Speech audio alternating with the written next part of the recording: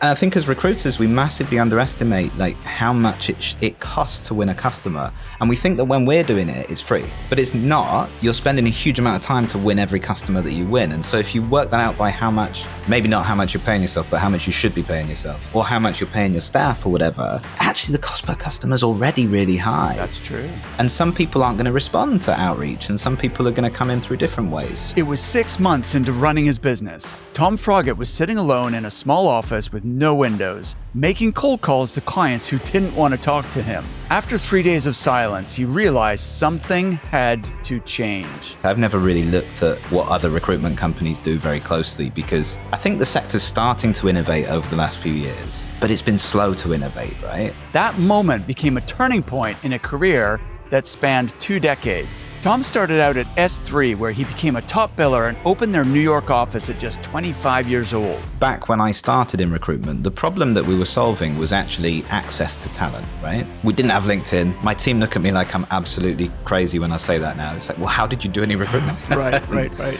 But we had hundreds of thousands of pounds of advertising budget, and we had a database with 1 million candidates. And, it wasn't so easy to find and contact people back then as it is now. Absolutely.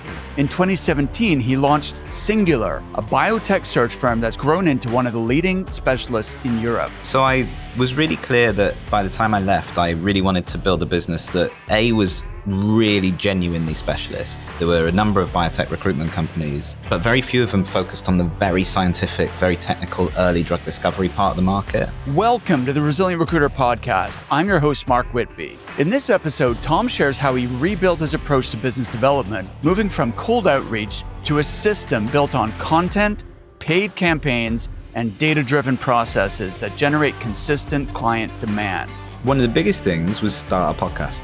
But what I found was, what we did was we interviewed CEOs, CSOs, other executives in the biotech industry about their career. The whole premise was they were all scientists by training, but they were all doing different jobs. Talk to us about how you became a CEO or a chief scientific officer or whatever it might be. And that just got me in a room with people that I never would have got in front of. Yeah.